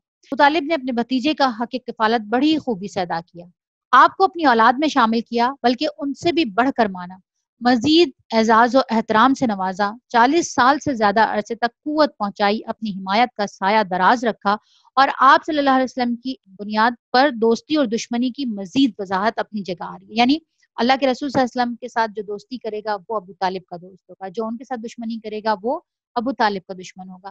یہی ابو طالب نے طریقہ رکھا۔ روئے مبارک سے فیضان بارہ کی طلب۔ ابن کسا نے رحلمہ بن ارفتا سے روایت کی ہے کہ میں مکہ آیا، لوگ قحط سے دوچار تھے۔ قریش نے کہا ابو طالب وادی قحط کا شکار ہے، بال بچے کال کی زد میں ہیں، چلیے بارش کی دعا کیجیے۔ ابو طالب ایک بچہ ساتھ لے کر برآمد ہوئے، بچہ ابر آلود سورج معلوم ہوتا تھا، جس سے گھنا بادل ابھی ابھی چھٹا ہو۔ اس کے ارد گرد اور بھی بچے تھے۔ ابو طالب نے اس بچے کا ہاتھ پکڑ کر اس کی پیٹھ کعبہ کی دیوار سے ٹیک دی۔ بچے نے ان کی انگلی پکڑ رکھی تھی۔ اس وقت آسمان پر بادل کا ایک ٹکڑا نہ تھا، لیکن دیکھتے ہی دیکھتے ادھر ادھر سے بادل کی آمد شروع ہو گئی اور ایسی دھواں دھار بارش ہوئی کہ وادی میں سیلاب آ گیا اور شہر و بیابان شاداب ہو گئے۔ بعد میں ابو طالب نے اسی واقعے کی طرف اشارہ کرتے ہوئے محمد صلی اللہ علیہ وسلم کی فضا میں کہا تھا، وہ خوبصورت ہیں، ان کے چہرے سے بارش کا فیضان طلب کیا جاتا ہے، یتیموں کے ماوا اور بیواؤں کے محافظ ہیں۔ یعنی اشعار کا ان کے ہاں بہت زیادہ رواج تھا، اور دیکھیں کتنے خوبصورت اشعار انہوں نے ابو طالب نے کہے اپنے بھتیجے کے لیے، کہ ان کو وہ واقعہ بچپن کا ہی یاد آ گیا کہ یہ بچپن میں بھی جب بارش نہیں ہوتی تھی تو میں اسے لے کے گیا اور اس کا چہرہ آسمان کی طرف ہوا اور بارش ہو گئی۔ بحیرہ راہب، یہ بھی ایک روایت ہے، یہ بھی دیکھیں۔ بعض روایات کے مطابق جن کی اسنادی حیثیت تھوڑی سی مشکوک ہے، یعنی کچھ لوگ کہتے ہیں ہاں ٹھیک ہے، کچھ لوگ کہتے ہیں کہ نہیں، اختلافات ہیں، لیکن بہرحال یہ ایک روایت موجود ہے کہ جب آپ کی عمر 12 برس ہوئی اور ایک تفصیلی قول کے مطابق 12 برس 2 مہینے 10 دن کی ہوئی تو ابو طالب آپ کو ساتھ لے کر تجارت کے لیے ملک شام کے سفر پر نکلے اور بصرہ پہنچے۔ بصرہ شام کا ایک مقام، حوران کا مرکزی شہر ہے۔ اس وقت جزیرت العرب کے رومی مقبوضات کا دارالحکومت تھا۔ اس شہر میں جرجیس نامی ایک راہب رہتا تھا۔ ابھی دیکھیں اس وقت زیادہ جو ہے وہ عیسائی تھے، راہب تھے، تو ان میں سے بہت اچھے بھی تھے، جیسے آپ برقہ بن نوفل کے بارے میں ہم نے پیچھے پڑھا کہ انہوں نے عیسائیت اختیار کر لی تھی، تو بہت اچھے بھی لوگ موجود تھے وہاں پہ۔ جب یہ گئے تو پھر راستے کے اندر جہاں انہوں نے پڑاؤ ڈالا اس قافلے نے، وہاں پہ ایک راہب تھا، وہیرہ کے لقب سے مشہور معروف تھا۔ جب قافلے نے وہاں پڑاؤ ڈالا تو یہ راہب اپنے گرجا سے نکل کر قافلے کے اندر آیا اور اس کی میزبانی کی، حالانکہ اس سے پہلے وہ کبھی نہیں نکلتا تھا۔ اس نے رسول اللہ صلی اللہ علیہ وسلم کو آپ کے اوصاف کی بنا پر پہچان لیا اور آپ صلی اللہ علیہ وسلم کا ہاتھ پکڑ کر کہا، یہ سید العالمین ہے صلی اللہ علیہ وسلم، اللہ انہیں رحمت للعالمین بنا کر بھیجے گا۔ ابو طالب نے کہا، آپ کو یہ کیسے معلوم ہوا؟ اس نے کہا، تم لوگ جب گھاٹی کے اس جانب نمودار ہوئے تو کوئی بھی درخت یا پتھر ایسا نہیں تھا جو سجدے کے لیے جھک نہ گیا ہو، اور یہ چیزیں نبی کے علاوہ کسی اور کو، اس انسان کو سجدہ نہیں کرتی۔ پھر میں انہیں مہر نبوت سے پہچانتا ہوں، جو کندھے کے نیچے کڑی نرم ہڈی کے پاس سیب کی طرح سے ہے، اور ہم انہیں اپنی کتابوں میں بھی پاتے ہیں۔ مہر نبوت اللہ کے رسول صلی اللہ علیہ وسلم کی کمر پر تھی نا۔ اور اس کے بعد بحیرہ راہب نے ابو طالب سے کہا، انہیں واپس کر دو، ملک شام نہ لے جاؤ، کیونکہ یہود سے خطرہ ہے۔ اس پر ابو طالب نے بعض غلاموں کی میت میں آپ کو مکہ واپس بھیج دیا۔ یہ دیکھیں کہ انہوں نے، اس راہب نے یہ آپ کو مشورہ دیا کہ یہودی ان کو نہیں چھوڑیں، یہودیوں سے ان کو خطرہ ہے، تو آپ ان کو واپس لے جائیں، واپس بھیج دو اس کو۔ تو پھر ابو طالب نے اپنے کچھ خاص غلاموں کے ساتھ ان کو واپس مکہ بھیج دیا۔ جنگ فجار، اس وقت آپ کی عمر 15 برس کی ہوئی تو جنگ فجار پیش آئی۔ اس جنگ میں ایک طرف قریش اور ان کے ساتھ بنو کنانا تھے تو دوسری طرف کیسے اعلان تھے۔ قریش اور کنانا کا کمانڈر حرب بن امیہ تھا، کیونکہ وہ اپنے سن و شرف کی وجہ سے قریش و کنانہ کے نزدیک بڑا مرتبہ رکھتا تھا۔ پہلے پہر کنانہ پر قیس کا پلہ بھاری تھا، لیکن دوپہر ہوتے ہوتے قیس پر کنانہ کا پلہ بھاری ہو گیا۔ اسے حرب فجار اس لیے کہتے ہیں کہ اس میں حرم اور حرام مہینے دونوں کی حرمت چاک کی گئی۔ یعنی ایک تو حرم کی جگہ پہ جنگ نہیں ہو سکتی، لڑ نہیں سکتا کوئی، وہاں پہ اپنے باپ کے قاتل کو بھی دیکھ کے معاف کر دیتے تھے تو، اور دوسرا یہ کہ حرام مہینے 4 مہینوں میں جنگ کی پرمیشن نہیں تھی، ان دونوں کی حرمت کو پامال کیا گیا۔ حرم کے اندر جنگ ہوئی اور حرام مہینے کے اندر جنگ ہوئی، اس لیے اسے حرب فجار کہتے ہیں۔ اس جنگ میں رسول اللہ صلی اللہ علیہ وسلم بھی تشریف لے گئے تھے اور اپنے چچاؤں کو تیر تھماتے تھے۔ حلف الفضول، اس جنگ کے بعد ایک حرمت والے مہینے ذی قعدہ میں حلف الفضول کی پیش آئی۔ چند قبائل قریش یعنی بنی ہاشم، بنی مطلب، بنی اسد بن عبد العزا، بنی زہرہ بن کلاب اور بنی تیم بن مرہ، بنی تیم بن مرہ نے اس کا اہتمام کیا۔ یہ لوگ عبداللہ بن جدعان تیمی کے مکان پر جمع ہوئے کیونکہ وہ سن شرف میں ممتاز تھا، اور آپس میں عہد و پیمان کیا کہ مکہ میں جو بھی مظلوم نظر آئے گا، خواہ مکہ کا رہنے والا ہو یا کہیں اور کا، یہ سب اس کی مدد اور حمایت میں اٹھ کھڑے ہوں اور اس کا حق دلوا کر رہیں گے۔ اس اجتماع میں رسول اللہ صلی اللہ علیہ وسلم بھی تشریف فرما تھے، اور بعد میں شرف رسالت سے مشرف ہونے کے بعد فرمایا کرتے تھے کہ میں عبداللہ بن جدعان کے مکان پر ایک ایسے معاہدے میں شریک تھا کہ مجھے اس کے عوض سرخ اونٹ بھی پسند نہیں، اور اگر دور اسلام میں اس عہد و پیمان کے لیے مجھے بلایا جاتا تو میں لبیک کہتا۔ یعنی وہ اتنا اچھا معاہدہ تھا، حلف الفضول کا جو معاہدہ تھا کہ ہم کبھی بھی کسی ظلم کرنے والے کا ساتھ نہیں دیں گے، بلکہ ہم اس کا ساتھ دیں گے جو جس کے اوپر ظلم کیا گیا ہے، اور اسی کی حمایت کریں گے اور اس کا حق دلوا کریں گے۔ یہ ایک اتنا پیارا معاہدہ تھا کہ آپ اس وقت 15 سال کی عمر تھی آپ کی، اور آپ اس کو بہت پسند فرماتے تھے کہ میں اس کے بدلے اگر کوئی مجھے سرخ اونٹ بھی دیتا تو مجھے پسند نہ ہو۔ اس معاہدے کی روح عصبیت کی تہ سے اٹھنے والی جاہلی حمیت کے منافی تھی۔ یعنی عصبیت ہمارے قبیلے کے لوگ، ہمارے خاندان کے لوگ اگر وہ ظلم بھی کریں تو ہم نے بھی کرنا ہے، یہ عصبیت ہوتی ہے کہ آپ نے صرف اپنے لوگوں کی زیادتیوں کے اوپر بھی ان کا ساتھ دینا ہوتا ہے۔ یہ معاہدہ اس کے خلاف تھا اور جو بھی جاہلی حمیت تھی اس کے منافی۔ اس معاہدے کا سبب یہ بتایا جاتا ہے کہ زبید کا ایک آدمی سامان لے کر مکہ آیا اور عاص بن وائل نے اس سے سامان خریدا، لیکن اس کا حق روک دیا۔ اس نے حلیف قبائل عبد الدار، مخزوم، جمع، سہم اور عدی سے مدد کی درخواست کی، لیکن کسی نے توجہ نہ دی۔ اس کے بعد اس نے جبل ابو قبیس پر چڑھ کر بلند آواز سے چند اشعار پڑھے جن میں اس نے اپنی داستان مظلومیت بیان کی تھی۔ اس پر زبیر بن عبد المطلب نے دوڑ کی اور کہا کہ یہ شخص بے یار و مددگار کیوں ہے؟ ان کی کوشش سے اوپر ذکر کیے ہوئے قبائل جمع ہو گئے، پہلے معاہدہ طے کیا گیا اور پھر عاص بن وائل سے اس زبیدی کا حق دلایا گیا۔ یعنی یہ واقعہ ہوا تھا جس کے نتیجے میں جو معاہدہ حلف الفضول پیش آیا۔ ٹھیک ہے، یہ سمجھ آ گیا۔ پھر اس کے بعد جو جفا کشی کی آپ کی زندگی تھی، عنفوان شباب میں رسول اللہ صلی اللہ علیہ وسلم کا کوئی معین کام نہ تھا۔ البتہ یہ خبر متواتر ہے کہ آپ بکریاں چراتے تھے صلی اللہ علیہ وسلم۔ آپ صلی اللہ علیہ وسلم نے بنی سعد کی بکریاں چرائیں اور مکہ میں بھی اہل مکہ کی بکریاں چند قیرات کے عوض چراتے رہے۔ 25 سال کی عمر ہوئی تو حضرت خدیجہ رضی اللہ تعالیٰ عنہا کا مال لے کر تجارت کے لیے ملک شام تشریف لے گئے۔ ابن اسحاق کا بیان ہے کہ خدیجہ بنت خویلد ایک معزز مالدار اور تاجر خاتون، لوگوں کو اپنا مال تجارت کے لیے دیتی تھی اور مزاربت کے اصول پر ایک حصہ طے کر لیتی تھی۔ پورا قبیلہ قریش ہی تاجر پیشہ تھا۔ جب انہیں رسول اللہ صلی اللہ علیہ وسلم کی راست گوئی، امانت اور مکارم اخلاق کا علم ہوا تو انہوں نے ایک پیغام کے ذریعے پیشکش کی کہ آپ ان کا مال لے کر تجارت کے لیے ان کے غلام میسرہ کے ساتھ ملک شام تشریف لے جائیں، وہ دوسرے تاجروں کو جو کچھ دیتی ہیں اس سے بہتر اجرت آپ کو دیں گی۔ آپ نے یہ پیشکش قبول کر لی اور ان کا مال لے کر ان کے غلام میسرہ کے ساتھ ملک شام تشریف لے گئے۔ آپ کے صلی اللہ علیہ وسلم کی حضرت خدیجہ سے شادی کیسے ہوئی؟ جب آپ مکہ واپس تشریف لائے اور حضرت خدیجہ رضی اللہ تعالیٰ عنہا نے اپنے مال میں ایسی امانت اور برکت دیکھی جو اس سے پہلے کبھی نہ دیکھی تھی، ادھر ان کے غلام میسرہ نے آپ صلی اللہ علیہ وسلم کے شیریں اخلاق، بلند پایا کردار اور موضوع انداز فکر اور راست گوئی اور امانت دارانہ طور طریق کے متعلق اپنے مشاہدات بیان کیے تو حضرت خدیجہ رضی اللہ تعالیٰ عنہ کو اپنا گم گشتہ گوہر مطلوب دستیاب ہو گیا۔ اس سے پہلے بڑے بڑے سردار اور رئیس ان سے شادی کے خواہاں تھے، لیکن انہوں نے کسی کا پیغام منظور نہ کیا تھا۔ 2 مرتبہ بیوہ ہو چکی تھی، یہ ذہن میں رکھیے گا کہ شادی شدہ پہلے سے 2 دفعہ بیوہ ہو چکی اور بچوں کی ماں، بچے بھی تھے۔ اس کے باوجود ان کو یہ لوگ رشتے بھی بھیجا کرتے تھے. جو سردار تھے وہ ان کی خواہش بھی تھی. امیر ترین خاتون تھی, سمجھدار خاتون تھی, اور بڑا آپ کا ایک رتبہ تھا اس پوری جگہ مکہ کے اندر. تو لیکن وہ کسی کا پیغام منظور نہیں کرتی تھی. اب انہوں نے اپنے دل کی بات پہلی بات اپنی سہیلی نفیسہ بنت منبع سے کی, اور کیا کہا, اور نفیسہ نے جا کر نبی صلی اللہ علیہ وسلم سے گفت و شنید کی. آپ صلی اللہ علیہ وسلم راضی ہو گئے. یعنی جب ان کو یہ پتہ چلا کہ نبی صلی اللہ علیہ وسلم کا اخلاق بھی اتنا اچھا ہے, آپ کی امانت بھی اتنی اچھی ہے, تو انہوں نے اپنی سہیلی سے کہا کہ مجھے یہ جو شخص ہے اس سے نکاح کرنا ہے, محمد صلی اللہ علیہ وسلم. تو ان کی سہیلی, اب دیکھیں کیا پتہ چلا ہمیں کہ اگر کوئی, اب ایک تو یہ ویسے ہی ہم قرآن میں پڑھ چکے ہیں کہ جو شادی شدہ عورت ہوتی ہے یا جو بیوہ ہوتی ہے, طلاق ہو جاتی ہے, یعنی جس نے ایک مرتبہ شادی کر چکی ہے, شوہر دیکھا ہوا ہے, اس کے بعد دوسری مرتبہ اگر وہ کوئی سٹیپ اٹھاتی ہے تو وہ اس میں آزاد ہے.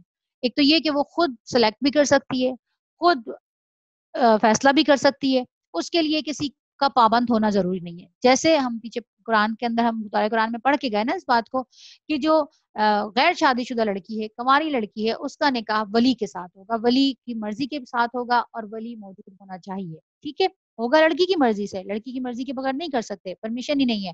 لیکن شادی شدہ کے لیے, عورت کے لیے جو بیوہ ہو یا طلاق یافتہ ہو, اس کے لیے یہ قید نہیں ہے. ہم نے کیا دیکھا کہ عورت کے اندر اگر یہ بات کسی کو دیکھتی ہے اور اس کو پسند کرتی ہے, وہ خود بھی رشتہ بھیج سکتے, یعنی یہ دونوں طرف سے ہو سکتا ہے. لڑکے والے بھی رشتہ لے کر آ سکتے ہیں اور لڑکی والوں کی طرف سے بھی رشتہ آیا جا سکتا ہے. اب ان کو پسند ہوا, انہوں نے کیا کیا, اپنی سہیلی سے بات کی. ان کی سہیلی نفیسہ نے جا کر نبی صلی اللہ علیہ وسلم سے گفت و شنید کی. آپ صلی اللہ علیہ وسلم بھی راضی ہو گئے, ان کو کوئی اعتراض نہیں ہوا کہ میں تو 25 سال کا بالکل نوجوان ہوں, غیر شادی شدہ ہوں, اور ایک 2 مرتبہ بیوہ ہوئی ہوئی خاتون, مجھ سے 15 سال عمر میں بڑی اور بچوں کی ماں, میں کیسے اس سے شادی کر لوں. انہوں نے کوئی چیز نہیں سوچی, کوئی بات ان کے آڑے نہیں آئی, اور وہ راضی ہو گئے. اور اپنے چچاؤں سے اس معاملے میں بات کی. انہوں نے حضرت خدیجہ رضی اللہ تعالیٰ عنہ کے چچا سے بات کی اور شادی کا پیغام دیا. اس کے بعد شادی ہو گئی, اور نکاح میں بنی ہاشم اور رؤوسہ مصر شرک ہوئے. یہ ملک شام سے واپسی کے 2 مہینے کی بات ہے. آپ صلی اللہ علیہ وسلم نے مہر میں 20 اونٹ دیے. اس وقت حضرت خدیجہ رضی اللہ عنہ کی عمر 40 سال تھی, اور وہ نسب و دولت اور سوجھ بوجھ کے لحاظ سے اپنی قوم کی سب سے معزز اور افضل خاتون تھی. یہ پہلی خاتون تھی جن سے رسول اللہ صلی اللہ علیہ وسلم نے شادی کی, اور ان کی وفات تک کسی دوسری خاتون سے شادی نہیں کی. ابراہیم کے علاوہ رسول اللہ صلی اللہ علیہ وسلم کی بقیہ تمام اولاد انہی کے بطن سے پیدا ہوئی. سب سے پہلے قاسم پیدا ہوئے, اور انہی کے نام پر آپ کی کنیت ابو القاسم پڑی. پھر زینب رضی اللہ تعالیٰ عنہ, رقیہ رضی اللہ تعالیٰ عنہ, ام کلثوم رضی اللہ تعالیٰ عنہ, فاطمہ رضی اللہ تعالیٰ عنہ, اور عبداللہ پیدا ہوئے. عبداللہ کا لقب طیب تھا اور طاہر تھا, لیکن ان دونوں بیٹوں کی ڈیتھ ہو گئی تھی بچپن میں. آپ صلی اللہ علیہ وسلم کے سب بچے بچپن میں ہی انتقال کر گئے, یعنی بیٹے. البتہ بیٹیوں میں سے ہر ایک نے اسلام کا زمانہ پایا, مسلمان ہوئی, اور ہجرت کے شرف سے مشرف ہوئی, یعنی ہجرت بھی کی انہوں نے اور اسلام بھی قبول کیا. لیکن حضرت فاطمہ رضی اللہ تعالیٰ عنہ کے سوا باقی سب کا انتقال آپ کی زندگی ہی میں ہو گیا تھا. صرف حضرت فاطمہ تھی, اور ان کا بھی انتقال, حضرت فاطمہ کا بھی آپ کے انتقال کے 6 ماہ بعد ہو. یہ تو ان کے خاندان کے بارے میں ہو گیا. اب کعبہ کی تعمیر اور حجر اسود کے تنازع کا فیصلہ, یہ بھی ایک بہت اہم فیصلہ تھا. یہ کب ہوا؟ یہ بھی نبوت سے پہلے ہوا. آپ صلی اللہ علیہ وسلم کی عمر کا 35واں سال تھا کہ قریش نے نئے سرے سے خانہ کعبہ کی تعمیر شروع کی. وجہ یہ تھی کہ کعبہ صرف قد سے کچھ اونچی 4 دیواری کی شکل میں تھا. حضرت اسماعیل علیہ السلام کے زمانے ہی سے اس کی بلندی 9 ہاتھ تھی, اور اس پر چھت نہیں تھی. اس کیفیت کا فائدہ اٹھاتے ہوئے کچھ چوروں نے اس کے اندر رکھا ہوا خزانہ چرا لیا. اس کے علاوہ اس کی تعمیر پر ایک طویل زمانہ گزر چکا تھا. عمارت خستگی کا شکار ہو چکی تھی, اور دیواریں پھٹ گئی تھیں. ادھر اسی سال ایک زوردار سیلاب آیا, جس کے بہاؤ کا رخ خانہ کعبہ کی طرف تھا. اس کے نتیجے میں خانہ کعبہ کسی بھی لمحہ ڈھہ سکتا تھا. اس لیے قریش مجبور ہو گئے کہ اس کا مرتبہ اور مقام برقرار رکھنے کے لیے اسے ازسر نو تعمیر کریں. اس مرحلے پر قریش نے یہ متفقہ فیصلہ کیا کہ خانہ کعبہ کی تعمیر میں صرف حلال رقم ہی استعمال کریں گے, اور اس میں جو بھی خراب عورتیں ہوتی ہیں اس طرح کی اجرت اور سود کی دولت اور کسی کا ناحق لیا ہوا مال استعمال نہیں ہونے. نئی تعمیر کے لیے پرانی عمارت کا ڈھانا ضروری تھا, لیکن کسی کو ڈھانے کی جرت نہیں ہوتی تھی. بالآخر ولید بن مغیرہ مخزومی نے ابتدا کی جب لوگوں نے دیکھا کہ اس پر کوئی آفت نہیں ٹوٹی تو باقی لوگوں نے بھی ڈھانا شروع کر دیا، اور جب قواعد ابراہیم علیہ السلام تک ڈھا چکے تو تعمیر کا آغاز کیا۔ بات سمجھ آئی آپ کو؟ لوگ خوفزدہ ہو رہے تھے کہ بیت اللہ کی دیوار کو گرا دیں گے دوبارہ بنانے کے لیے ہی نیت سے ہی، لیکن کہیں ایسا نہ ہو کہ اللہ کی طرف سے کوئی عذاب آ جائے۔ تو انہوں نے دیکھا کہ ولید بن مغیرہ نے شروع کیا، اور جب لوگوں نے دیکھا کہ ہاں بھائی ان کو کچھ بھی نہیں ہوا، پھر لوگوں نے خود نے بھی ان کی مدد کرنی شروع کی اور وہاں تک لے گئے جہاں سے حضرت ابراہیم علیہ السلام نے اس کی تعمیر کا آغاز کیا۔ پھر اس کے بعد تعمیر کے لیے الگ الگ ہر قبیلے کا حصہ مقرر تھا۔ اب دیکھیں انہوں نے کیا فیصلہ کیا، پیچھے ہم کیا پڑھ کے گئے کہ کتنے خراب ان کے پیچھے ہم نے دیکھے نا، اخلاقی حالت بھی کتنی خراب ہے، اور ان کے کیسے کس قدر غلط جاہلانہ ان کے طور طریقے ہیں، اس کے باوجود ایک سینس ان میں قائم ہے، کیا کہ کعبہ کی جو تعمیر ہوگی اس میں حرام پیسہ نہیں ہوگا۔ اتنا سینس تھا ان کے اندر کہ ہم اللہ کا جو گھر بنائیں گے اس میں نہ ہم سود کا پیسہ، کیونکہ سود بہت عام تھا، بہت زیادہ عام تھا، جس طرح سمجھ لیں کہ ایک دوسرے کو پیسے دے دے کے جکڑا ہوا تھا انہوں نے، بہت برا حال تھا سود کا ان کے مکہ کے اندر۔ اور دوسرا وہاں پہ طوائفوں کا اور غلط قسم کا جو پیسہ ہوتا تھا وہ بھی، اور کسی کا حق مارنا، کسی کو بھی جو بھی تو طاقتور ہوتا تھا وہ کمزور کے اوپر قبضہ کر لیتا تھا، اس کا حق مار لیا کرتا تھا۔ تو یہاں بیٹھ کے انہوں نے یہ فیصلہ کیا ایسا کوئی پیسہ اس میں شامل نہیں ہوگا، اور بلکہ آگے جا کے ایک اور بھی اچھی بات آپ کو بتاؤں گی کہ یہ جو کعبہ کی تعمیر کے اندر جو حتیم والا حصہ ہے یہ باہر کیوں رہا، دراصل یہ بھی کعبہ کے اندر تھا۔ یہ یہ والا وقت تھا جب تک یہ کعبہ کے اندر کا حصہ تھا۔ جب قریش نے اس کو ڈھایا اور جب انہوں نے پیسے جمع کیے، انہوں نے کہا کہ اپنی حلال کمائی سب لالا کے جمع کرا دیں، فنڈ ہو رہا ہے بیت اللہ کے تعمیر کے لیے، تو لیکن اس کے اندر حلال پیسہ آئے گا۔ اب حلال پیسہ تو سب کے پاس بہت تھوڑا تھوڑا تھا، جتنا بھی جمع کیا وہ سارا جمع کیا، اور جب کعبہ بنانا شروع کیا انہوں نے، کعبہ کی تعمیر شروع ہوئی تو کیا ہوا، تعمیر کے لیے الگ الگ ہر قبیلے کا حصہ مقرر تھا، اور ہر قبیلے نے علیحدہ علیحدہ پتھر کے ڈھیر لگا رکھے تھے۔ تعمیر شروع ہوئی تو باقوم نامی ایک رومی معمار نگراں تھا۔ جب عمارت حجرہ اسود تک بلند ہو چکی تو یہ جھگڑا اٹھ کھڑا ہوا، حجرہ اسود کو اس جگہ رکھنے کا شرف اور امتیاز کسے حاصل ہو۔ اب یہ لڑائی ہو گئی، سارے قبیلے لگے ہوئے ہیں، ٹھیک ہے ہر دیوار کھڑی کر رہے ہیں، لیکن جب حجرہ اسود کی باری آئی تو حجرہ اسود تو ایک بہت مقدس پتھر تھا۔ اب انہوں نے کہا کہ اس کو کون رکھے گا، یہاں پہ جھگڑا شروع ہو گیا۔ 5 روز تک یہ جھگڑا جاری رہا، اور رفتہ رفتہ اس قدر شدت اختیار کر دیا کہ معلوم ہوتا تھا کہ سرزمین حرم میں سخت خون خرابہ ہو جائے گا۔ لیکن ابو امیہ مخزومی نے یہ کہہ کر فیصلے کی ایک صورت پیدا کر دی کہ مسجد حرام کے دروازے سے دوسرے دن جو سب سے پہلے داخل ہو اسے اپنے جھگڑے کا حکم مان لے۔ حکم کا مطلب فیصلہ کرنے والا۔ لوگوں نے یہ تجویز منظور کر لی اللہ کی مشیت کے، اس کے بعد سب سے پہلے رسول اللہ صلی اللہ علیہ وسلم تشریف لائے۔ اب انہوں نے دیکھا کہ اگلے دن صبح سب سے پہلے کون داخل ہوا حرم کے اندر، تو اللہ کے رسول داخل ہوئے۔ لوگوں نے آپ کو دیکھا صلی اللہ علیہ وسلم کو تو چیخ پڑے اور کیا کہا، حاض الامین رضینا، حاضا محمد صلی اللہ علیہ وسلم، یہ امین ہے اور ہم ان سے راضی ہیں، یعنی ہم ان کے فیصلہ کروانے کے لیے سارے قبیلے تیار ہو گئے کہ یہ تو امین ہے، یہ تو سچے ہیں، بالکل مانت دار ہیں اور ہم ان سے راضی ہیں، یہ محمد صلی اللہ علیہ وسلم۔ پھر جب آپ ان کے قریب پہنچے اور انہوں نے آپ صلی اللہ علیہ وسلم کو معاملے کی تفصیل بتائی تو آپ صلی اللہ علیہ وسلم نے ایک چادر طلب کی، بیچ میں حجر اسود رکھا اور متنازع قبائل کے سرداروں سے کہا کہ آپ سب حضرات چادر کا کنارہ پکڑ کر اوپر اٹھائیں۔ ان سب نے ایسا ہی کیا۔ جب چادر حجر اسود تک کے مقام تک پہنچ گئی تو آپ نے اپنے دست مبارک سے حجر اسود کو اس کی مقرر جگہ پر رکھ دیا۔ یہ بڑا معقول فیصلہ تھا، اس پر ساری قوم راضی ہو گئی۔ اب دیکھیں یہ بھی فیصلہ آپ نے اپنی نبوت سے پہلے ہی کیا تھا، یہ بھی ایک بہت خون خرابہ ہونے والا تھا جس کو آپ نے بچا لیا۔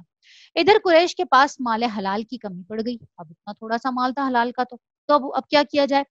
تو انہوں نے کیا کیا، اس لیے انہوں نے شمال کی طرف سے کعبہ کی لمبائی تقریباً 6 ہاتھ کم کر دی، اور یہی ٹکڑا حجر اور حتیم کہلاتا ہے۔ یہ جو حتیم ہے نا، یہ دراصل کعبہ کا حصہ ہے۔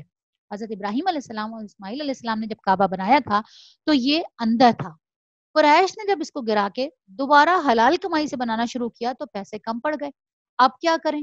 اب انہوں نے اس حصے کو باہر چھوڑ کے اور نشانی لگا دی کہ یہ بھی کعبہ کا ہی حصہ ہے، لیکن پیسے نہ ہونے کی وجہ سے وہ باہر رہ گیا۔ اور دیکھیں اس میں بھی پیسے کم ہونا تو مجھے لگتا ہے کہ ایک بہانہ تھا۔ دراصل اللہ ہمارے جیسوں کے لیے جن کی پہنچ کعبہ کے اندر تک نہیں ہے ان کے لیے اللہ تعالیٰ نے ایک سلسلہ رکھا، ورنہ آپ کو کیا خیال ہے کہ جو اللہ ابرہہ کے ہاتھیوں کی فوج کو اتنی چھوٹی چھوٹی ابابیلوں سے پتھروں کے ذریعے تباہ کر سکتا ہے، وہ اللہ ان کے پیسے میں کمی کر دے گا؟ اپنے گھر کے لیے، اپنے گھر کے بچانے کے لیے. جب وہ آسمان سے ابابیلیں بھیج سکتا ہے تو ان کے پیسے میں ویسے ہی برکت ڈال کے بڑھا دیتا اگر اللہ کو بڑھانا مقصود ہوتا.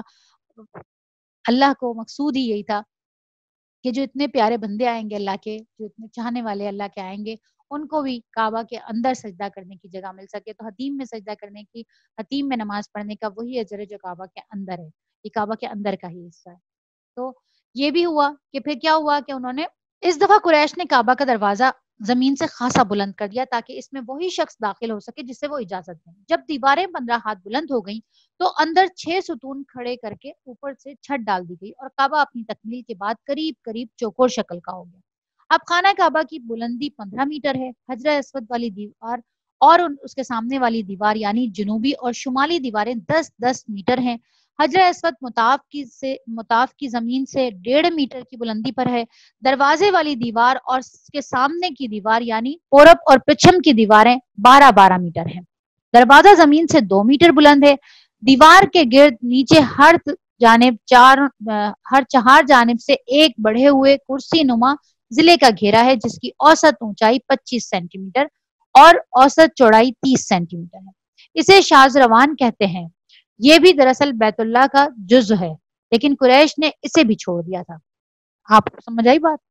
سلوپ سا بنا ہوا ہے. اگر آپ نے کعبہ کو دیکھا ہو، قریب گئے ہوں، ہاتھ لگایا ہو دیوار کو، تو آپ کو پتہ چلے گا کہ نیچے وائٹ کلر کا سنگ مرمر لگی ہوئی ہے اور وائٹ کلر کا وہ ایک سلوپ سا بنا ہوا ہے. یعنی وہ بھی کعبہ کے اندر ہی کا حصہ ہے. وہ سلوپ بنا کے انہوں نے قریب کر دیا تھا اسی وجہ سے کہ انہوں نے کعبہ کا یہ والا حصہ بھی باہر کی طرف چھوڑ دیا، چھوٹا کر دیا چاروں طرف سے اس کو. جیسے انہوں نے اس طرف تو بہت ہی زیادہ حصہ چھوڑ دیا حتیم کی طرف، لیکن اس طرف بھی انہوں نے سلوپ بنا کے اندر کی سائڈ پہ کر دیا. نبوت سے پہلے کے اجمالی سیرت.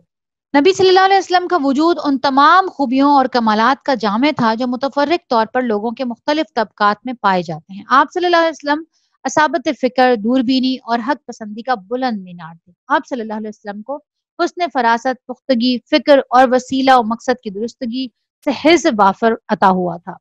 آپ صلی اللہ علیہ وسلم اپنی طویل خاموشی سے مسلسل غور و غوض اور دائمی تفکیر اور حق کی کرید میں مدد دیتے تھے. آپ صلی اللہ علیہ وسلم نے اپنی شاداب عقل اور روشن فطرت سے زندگی کے صحیفے، لوگوں کے معاملات اور جماعتوں کے احوال کا مطالعہ کیا اور جن خرافات میں یہ سب لطفت تھی ان سے سخت بیزاری محسوس کی. چنانچہ آپ صلی اللہ علیہ وسلم ان سب سے دامن کش رہتے تھے ہوئے پوری بصیرت کے ساتھ لوگوں کے درمیان زندگی کا سفر طے کیا. یعنی لوگوں کا جو کام اچھا ہوتا اس میں شرکت فرماتے ورنہ اپنی مقررہ تنہائی کی طرف پلٹ جاتے. چنانچہ آپ صلی اللہ علیہ وسلم نے شراب کو کبھی منہ نہ لگایا، آستانوں کا ذبیحہ کبھی نہ کھایا اور بتوں کے لیے منائے جانے والے تہواروں اور میلے ٹھیلوں میں کبھی شرکت نہ کی. آپ صلی اللہ علیہ وسلم کو شروع ہی سے ان باطل معبودوں سے اتنی نفرت تھی کہ ان سے بڑھ کر آپ کی نظر میں کوئی چیز مبغوض نہ تھی، حتیٰ کہ لات اور عزا کی قسم سننا بھی آپ گوارا نہ کرتے.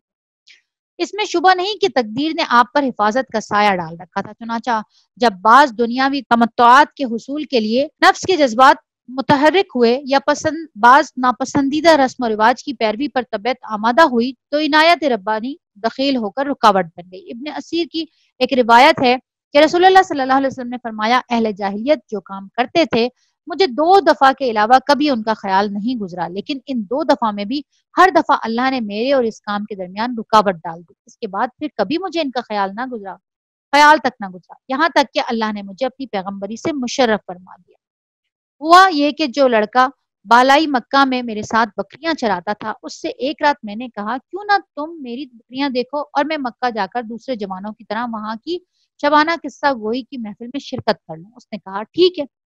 اس کے بعد میں نکلا اور ابھی مکہ کے پہلے ہی گھر پہنچا تھا کہ باجے کی آواز سنائی دی. میں نے دریافت کیا یہ کیا ہے؟ لوگوں نے بتایا فلاں کی فلاں سے شادی ہے. میں سننے بیٹھ گیا. اللہ نے میرا کان بند کر دیا اور میں سو گیا.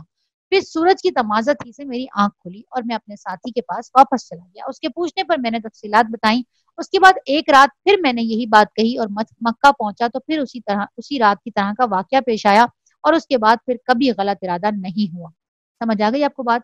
کہ اللہ کے رسول صلی اللہ علیہ وسلم سے 2 دفعہ انہوں نے کہا کہ میرے دل میں خیال آیا کہ جو وہاں پہ بیٹھ کے قصہ گوئی ہوتی ہے، جو اشعار پڑھے جاتے ہیں، جو ان کی محفلیں سجتی ہیں، میرا بھی 2 مرتبہ دل کیا کہ میں جاؤں، لیکن دونوں مرتبہ اللہ تعالیٰ نے مجھے بچا لیا. صحیح بخاری میں حضرت جابر بن عبداللہ سے مروی ہے کہ جب کعبہ تعمیر کیا گیا تو نبی صلی اللہ علیہ وسلم اور حضرت عباس پتھر ڈھو رہے تھے.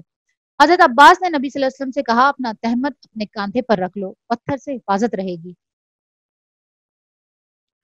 لیکن جو ہی آپ صلی اللہ علیہ وسلم نے ایسا کیا آپ زمین پر جا گرے، نگاہیں آسمان کی طرف اٹھ گئیں، اور جب آپ کو ہوش آیا تو آتے ہی آپ نے آواز لگائی میرا تہمت میرا تہبند، اور آپ کا تہمت آپ کو باندھ دیا گیا. ایک روایت کے الفاظ یہ ہے کہ اس کے بعد آپ کی شرمگاہ کبھی نہیں دیکھی. نبی صلی اللہ علیہ وسلم اپنی قوم میں شیریں کردار، فاضلانہ اخلاق اور کریمانہ عادت کے لحاظ سے ممتاز تھے. چنانچہ آپ سب سے زیادہ بامروت اور سب سے خوش اخلاق، سب سے معزز ہمسایہ، سب سے بڑھ کر دور اندیش، سب سے زیادہ راست گو، سب سے نرم پہلو، سب سے زیادہ پاک نفس، خیر میں سب سے زیادہ کریم، سب سے نیک عمل، سب سے بڑھ کر پابند عہد اور سب سے بڑے امانت دار تھے. حتیٰ کہ آپ کی قوم نے آپ کا نام ہی امین رکھ دیا تھا کیونکہ آپ احوال صالحہ اور خصال حمیدہ کا پیکر تھے. اور جیسا کہ حضرت خدیجہ رضی اللہ تعالیٰ عنہ کی شہادت ہے، آپ کے بارے میں انہوں نے یہ گواہی دی کہ آپ صلی اللہ علیہ وسلم درماندوں کا بوجھ اٹھاتے ہیں، تہ دستوں کا بندوبست فرماتے ہیں، مہمان کی میزبانی کرتے ہیں اور مصائب حق میں اعانت فرماتے ہیں. یہ حضرت خدیجہ نے کب کہا تھا؟ یہ انہوں نے ویسے بھی کہا، اور جب آپ کے اوپر پہلی وحی آئی تھی تب بھی انہوں نے آپ کو دلاسا دیتے ہوئے کہا تھا آپ کیوں پریشان ہوتے ہیں، آپ تو رحم کے رشتوں کا بہت خیال رکھتے ہیں، آپ تو غریبوں کی مدد کرتے ہیں، مسکینوں کی مدد کرتے ہیں، آپ کو تو اللہ کبھی بھی ایسے نہیں کرے گا، پریشان نہیں کرے گا، آپ کو ضائع نہیں کرے گا اللہ، آپ کیوں پریشان ہوتے ہیں. اور پھر وہ اسی محبت کے ساتھ اپنے چچا زاد بھائی ورقہ بن نوفل کے پاس لے گئی تھی. تو انشاءاللہ آگے ہم پڑھیں گے. یہ یہاں تک ہو گیا الحمدللہ، اور اگلا جو ہمارا باب ہے وہ ہماری نیکسٹ کلاس میں ہم شروع کریں گے کہ نبوت کہاں سے شروع ہوئی آپ کی اور نبوت کا باب. ٹھیک ہے. آخر دعوانا الحمدللہ رب العالمین وصلی اللہ تعالی علی خیر خلقہ واصحابہ اجمعین برحمتک یا ارحم الراحمین آمین یا رب العالمین. انشاءاللہ ان 2 کلاسز کے سوالات آپ کو مل جائیں گے، پچھلی کلاس کے بھی اور اس کلاس کے بھی. اب انشاءاللہ 2 کلاسز کے سوالات ہوا کریں گے، تو مل گیا ہوگا آپ کو. تو ان 2 کلاسز کے جوابات پھر اگلے منگل تک